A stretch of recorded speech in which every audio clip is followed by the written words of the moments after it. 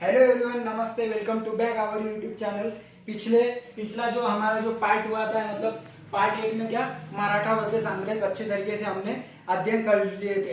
And फिर बाद में आज जो है हमारा पार्ट 9 की तरफ ये चैप्टर इतना लॉन्ग बन चुका है गाइस, क्या वो भाग 9 तक आ चुका है। एंड फिर बाद में अभी भी बहुत ज्यादा पॉइंट बाकी इसमें, तो फिर पार्ट्स बढ़ने वाले हैं, इसकी आप चिंता न कीजिए, सिर्फ क्या स्टडी के ऊपर फोकस रखिएगा। अब ये जो है पार्ट 9 है, इस पार्ट 9 का मेन पॉइंट है आज का, उसका नाम है सर्वोच्चता का दावा। अभी देखिए, अभी अभी जो ईस्ट इंडिया कंपनी थी, ईस्ट इंडिया कंपनी ने अभी जो भी कुछ मतलब कि जो मेन मेन एरियाज थे उसे उसे क्या कर लिया था, अच्छे तरीके से अपने नियंत्रण में ले लिया था। बट लेकिन अभी ये जो गवर्नर जनरल जो बन रहे थे कंपनी के, इन्होंने किस प्रकार से डिसीजंस लिए, किस प्रकार से रूल्स उन्होंने अप्लाई किए, एंड इस रूल्स के इफेक्ट क्या हुए, एंड फिर बाद में इससे क्या हुआ, इस रूल्स के हिसाब से भारतीय जनता के ऊपर इसके परिणाम कैसे नजर आए, इन सारी चीजों की अभी क्या करना है, यहाँ से अभी उसकी स्टार्टिंग होती है। एंड ये जो अभी सर्वोच्चता का दावा, अभी सबसे पहले पॉइंट आएगा, आप बोलोगे कि सर मतलब आपने ये बताया कि अभी हमें क्या करना है, गवर्नर जनरल ने मतलब इफेक्ट किस प्रकार से हुए रूल्स का वो देखना है। तो अभी सर्वोच्चता का दावा किसका होगा, किसने अप्लाई किया होगा, ये पॉइंट आ रहा होगा ना, जाहिर सी बात है।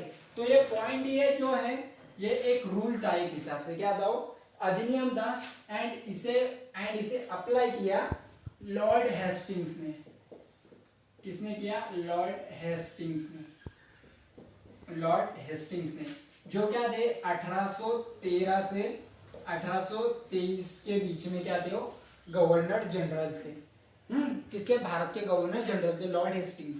अभी आपको याद आ रहा होगा, अभी हमने ऑरेन हेस्टिंग्स पढ़े थे, तो अभी ये Warren Hasting and Lord Hastings brother नहीं थे, ये कंफ्यूजन दूर कर लीजिएगा, क्योंकि क्या स्टार्टिंग में ये कंफ्यूजन मुझे भी आया था, तो फिर क्या ये कंफ्यूजन दूर होना बहुत जरूरी बात है। एंड अभी ये जो था सर्वोच्चता के दावे में अभी क्या था, अभी कंपनी मतलब क्या इस प्रकार से मानती थी, अभी सर्वोच्चता दावे में ऐसा प्रावधान दिया गया कि भाई अभी कंपनी क्या क्या कर रही है कि मतलब कंपनी क्या है, अपने अच्छे तरीके से नियंत्रण में तो कर ले रही है, बट लेकिन जब अपने हित की रक्षा जब आएंगी तो फिर तब क्या होगा, कंपनी क्या कर सकती है, दूसरों का जो है मतलब कि क्या है, बात समझने की कोशिश कीजिएगा, दूसरों के जो भी साम्राज्य है उसे पाने के लिए क्या कर सकती है, कंपनी सक्षम है। एंड फिर बाद में वो क्या कर सकती है, अपने हित की रक्षा करने के लिए क्या कर सकती है, ये जो थे मतलब क्या दूसरे नॉर्मल्स राजा वगैरह उन्हें भी ये क्या कर सकती है, धमकी देकर अच्छे तरीके से उनका भाग क्या कर सकती है, छीन सकती है। ऐसी सारी पावर्स अभी कंपनी अपने कब्जे में ला चुकी थी। एंड फिर बाद में अभी इसी प्रकार से अभी मैं आपको एक एग्जांपल इस सर्वोच्चता का दावा का देना चाहूंगा। तो फिर बाद में इसमें अभी एक एग्जांपल है, जब क्या हुआ, प्रक्रिया बेरोक-टोक चली रही। अब इस उदाहरण के लिए हम देखेंगे, सबसे बेस्ट उदाहरण है उसका, जो अभी कितूर का एक उदाहरण आता है। देखिए, एक कितूर का एक उदाहरण आता है, कितूर जो अभी क्या है, कर्नाटक में है फिलहाल। कर्नाटक में क्या है, कितूर एक सिटी है, कर्नाटक में है। एंड फिर बाद में जब उसे क्या हुआ, अंग्रेजों ने जीतना चाहा, तो भी यहाँ पे चेन्नम्मा नाम की एक स्त्री ने उनका क्या कर दिया, विरोध कर दिया। एंड फिर बाद में इनका विरोध करने के बाद अंग्रेजों के खिलाफ क्या कर दिया, उसने ये कर दिया, रानी चेन्नम्मा थी, कौन थी, रानी चेन्नम्मा ने क्या कर दिया, उसका विरोध किया। एंड उन्हें विरोध करने के बाद उनके खिलाफ क्या कर दिया, एक बड़ा आंदोलन भी उसने क्या कर दिया, जारी कर दिया। किसने? रानी चेन्नम्मा ने किसके खिलाफ किया, हो अंग्रेजों के खिलाफ किया। एंड फिर बाद में जब वो आंदोलन क्या हुआ, पूरा अच्छी तरीके से चला, तो चलने के बाद अंग्रेज क्या हुआ, अभी अंग्रेजों को भी डर लगने लगा कि भाई अभी आंदोलन छेड़ने के बाद अभी हम क्या करेंगे। तो फिर बाद में उन्होंने क्या किया, उन्होंने सबसे पहले रानी चेन्नम्मा को क्या हुआ, 1824 में, कब हुआ, 1824 में क्या कर दिया, उसे गिरफ्तार कर लिया, उसे अरेस्ट कर लिया, उसे गिरफ्तार कर लिया। किसने किया?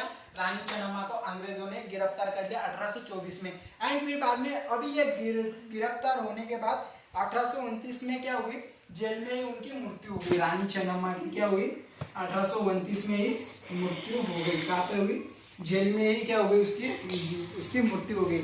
एंड फिर बाद में इस गांव का जो था अभी रायना नाम का एक चौकीदार था। कौन, रायना नाम का एक चौकीदार था, किसका, रानी चेन्नम्मा का। रायना ने फिर अभी क्या किया, ये जो चौकीदार था रायना, किसका, रानी चेन्नम्मा का, उसने क्या किया, रानी चेन्नम्मा का जो आंदोलन था उसे क्या किया, आगे कंटिन्यू किया।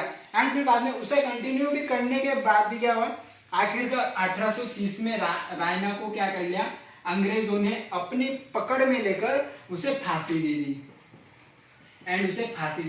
तो फिर बाद में क्या, इसी प्रकार से एक अच्छा उदाहरण था। मतलब कि क्या समझाने की ये कोशिश कर रहा हूं कि भाई इसमें सर्वोच्चता दावा में यही सब बताया गया था कि भाई कंपनी क्या कर सकती है, अपनी रक्षा के हित के लिए किसी की जान ले भी सकती है।